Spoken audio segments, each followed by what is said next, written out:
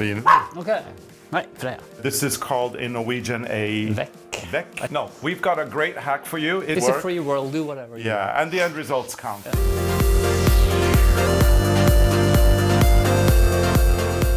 Hi everybody, and welcome back to our YouTube channel. We are as always your hosts, Arne and Carlos. And today we are twinsing, Arne. Look at us. We're twinsing. Yes. We're matchy-matchy. Matchy. Yeah, we found these old, this old thing. This old thing. And we just literally threw it on and ran down to start the episode. Yeah, these are from our past as designers in the fashion industry, and there's no patterns available, I'm sorry. It's all traditional pattern. Yeah, modernized by us. Anyway, that's definitely not what we're going to talk about, but we are going to talk about old traditional knitting patterns redesigned by us. Yeah. And that's the topic today. So this is like our new hobby, because since we have our own yarn now, we want to knit some old mittens in that yarn. Yeah. And we found pictures of old traditional mittens. And if you knit them based on what you see on the pictures, they will be enormous. They will be like hats. Yeah, because in the past, say in the 1920s, when these Norwegian knitting patterns came out, they were intended for much, much smaller needles. We're talking about size 0 or size 1 in US sizes. And is that like 2.5? 1.5 millimeter.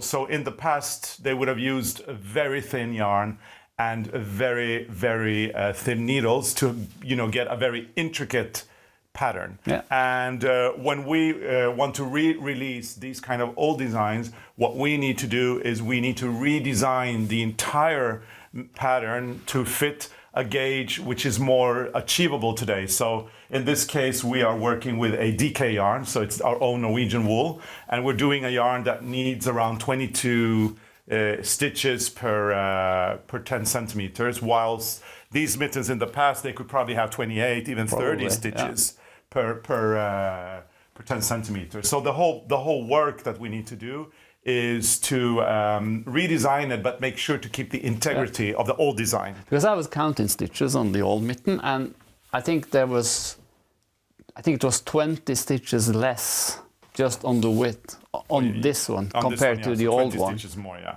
This is now less. Yeah, there's more on the other one, the old one. So if you made it with the needle 3.5 and our yarn, it will be a hat. Yeah, it enormous. Be, like you put it on your head. So this is the first one we worked on, and it's really nice. I like the color combinations. I like the that's a really black awesome and yellow. Color it's a little combination. Bit like an insect. And I've got another version, a smaller one in the green. This is a traditional design from Selbu. And this is actually a traditional mitten from Selbu. And what is characteristic for this particular mitten is the cuff. So instead of having a rib that goes all the way to the wrist, this is called in Norwegian a Vekk. I think it's called Vekk in Trøndelag. And probably it's a very local word for Trøndelag, the region where Selbu comes from. And in fact, the Vekk is part of the wrist or the cuff, and it's knitted in color work as well, in stockinette. And then you have a very thin ribbing. And this was traditional for men. Yes. And when we made this mitten, we also tried to make a smaller size, and that actually didn't work because. We managed to put the pattern on the mitten, but for the Vekk, it didn't work because you don't want to break up that pattern. Yeah. So instead, we knitted this one on a smaller needle, and you can see you have the same pattern but different needles, and you have two sizes. So this is a needle 3.5. 3.5, and this is a needle 3. 3. So all you needed to do was go down that size, and then you get a smaller mitten. I have to say, this mitten is comfortable for me. I could probably wear a pair of leather gloves underneath. For me, they are perfect. And this mitten here is, let me see, this is the... There's no thumb on that one. Not yet, still, but I can still feel that this mitten here is very snug on my hand. So yeah, you've definitely got I would say this is a medium, and then you've got kind of a large. Actually, yeah, and we made this one example more, but we haven't made it yet. But we will release a smaller one also. But then we will put on a normal ribbing because I tried to knit it. Yeah. And it really doesn't work with this kind of cuff Yes. because you can't hardly get your hands in. Yeah. So there will be a smaller one, but with a normal rib. And then talking you have about the these cuff, two options. Talk about the cuff because it is very interesting. So traditionally, this kind of a cuff, the Vec would have been a man's. Yeah, I said, you said that, and then the woman would have had. It could have had a regular ribbing. Yeah, or the one with a lace, kind a of, lace yeah. design, and more than likely. The reason for that is exactly because of it's Maybe not you a gender thing. It's probably a practical thing Yeah. because the cuff, the smaller it gets, the more difficult it Yeah. is to wear. And with this pattern is also some limitation. Limitations, Yeah. yes. Because we tried to make it with like change this rose, but it really didn't look nice. So we decided to make two from the same with different needles, and then another one. Yeah. Anyway, we put the pattern on our website at arnecarlos.com. You can purchase it there and download it, and we will give you the pattern with the cuff and also the instructions on how to do it with the rib. So you will get both options. Yep. And Arne, I know that you were a little bit upset the other day when you realized that you made a mistake. Wow. Sometimes I think I'm too busy, or I'm too eager to get finished, and sometimes I jump over a stitch. So I found there's like one stitch missing on this side. I just jumped over one yellow. You skipped the yellow, so skipped you the did yellow. you did two blacks instead of a yellow. And I thought there was another one, but I can't find it now. So but there isn't. sometimes when you are a little bit too quick and you think of other things, you might drop a stitch or you miss a stitch. But there's no reason to unravel. No, we've got a great hack for you. It consists of 2 steps. The first step is correcting the mistake, and then the second step is doing the finishing so that the correction disappears into the mitten and it looks like it was never there in the first place. Yeah. So we love the duplicate stitches. So what we do is we just make the duplicate stitch on top, and you see. Other people won't probably see this, but Nobody's going to see it. for you, Yeah, you got upset. you will. For me, like when you make it, you will see it. So we just make a duplicate stitch and it disappears. But do you know something? I learned something when I was working as a guide at the Waldesfolke Museum 20 years ago. I learned that in the past, people would put mistakes in their knitting or in their crocheting or their quilting. There would always be, or even in architecture, there would always be a mistake in the work, and it was put there purposely. Now the reason was because at that time, we're talking a couple of 100 years ago, our entire society here in Norway and and probably most of the Western world was ruled by religion, and only God was perfect. So you had to put. You had to put in a mistake because you shouldn't compete with God. So if you make that mistake and don't get upset, just think about it as it's supposed to be there. Yeah, I read somewhere it's the same with Native Americans. Yes. Some Native Americans, or maybe all, I don't know. There's so many different nations. Yes, nations. And there are also people who put mistakes On purpose? to not be above Yes. Okay. Yeah. God. Yeah. That's a nice way to get away with mistakes. Yeah, it's absolutely a great way to get away with mistakes.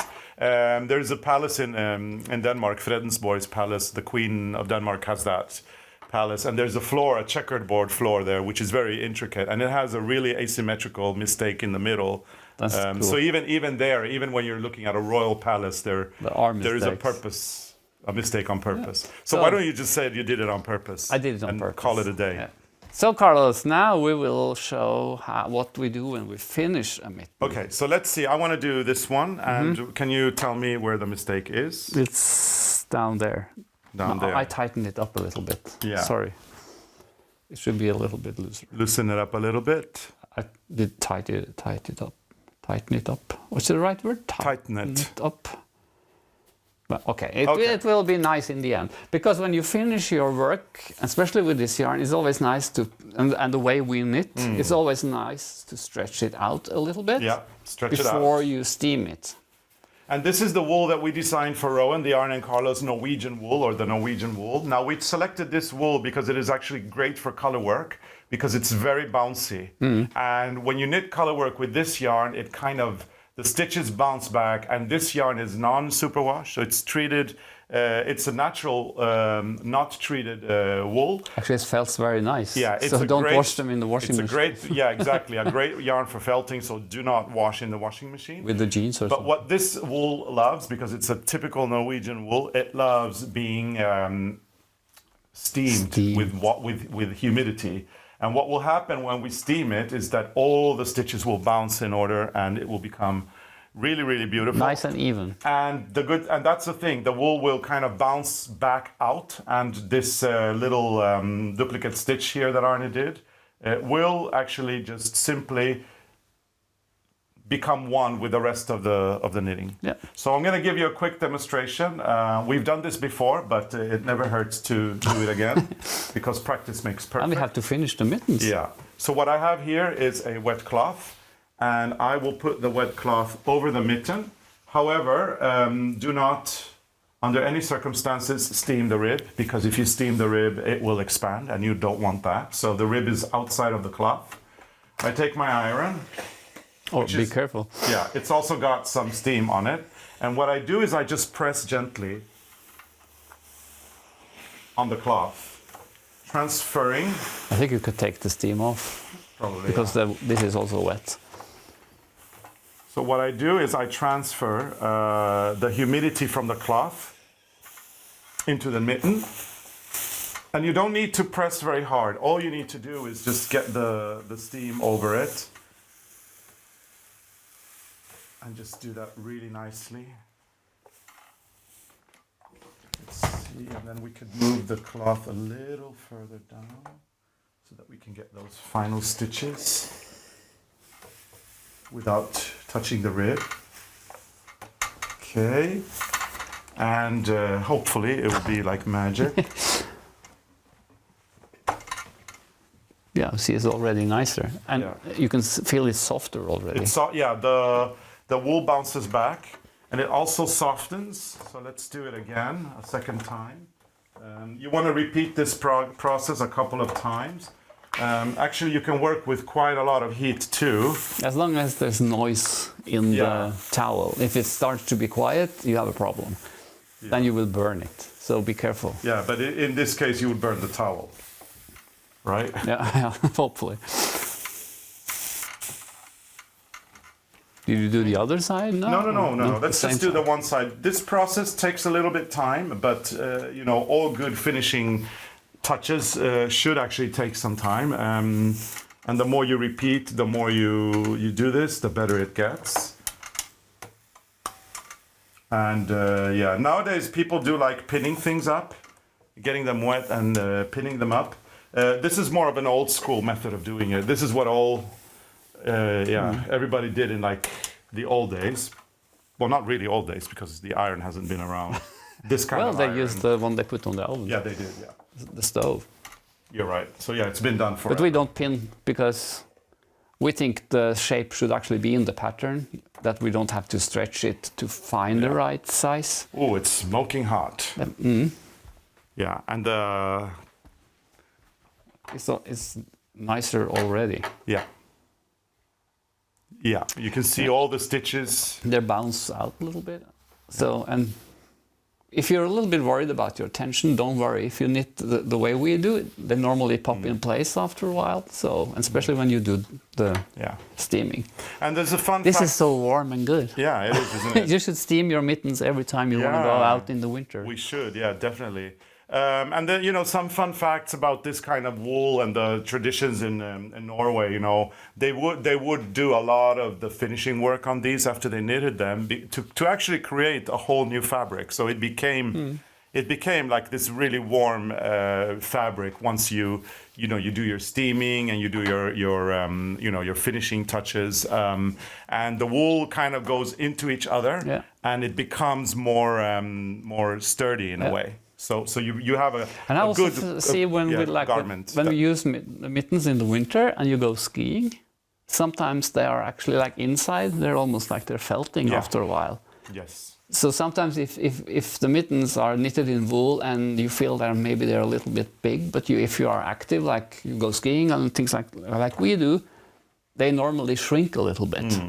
So It still needs a little bit more steaming. We need to do the other side. I think as it looks well. good. But I think if we just put them next to each other, I think you can already, it might be a small difference, but I think you can already see that there is a difference between this one that has been steamed a little bit and this one that still needs to be steamed. It's a big difference. So yeah, actually it is quite a nice difference. And the more you do this, the better the results will be. So it is very, very important once you finish your knitted garment, that's not the end of the story. It needs to get those little fine finishing touches that will give the knit a perfect look. Yes. So highly recommended. Do not skip this step. And you can wet block and pin if you like, or you can try this alternative, which we really like, which is the steaming. And the good thing about this one is that it doesn't take as much space and it goes quicker in a way. So once you've spent your time steaming and finishing, do it like 3-4 times, all you need to do is just put this all away. And you think people pin mittens? I don't think. I don't know, but a lot of people do wet blocking, and it's an alternative to. But the pattern, the size is in the pattern. Yeah, but a lot of people like doing it, and who are we to judge? That's true.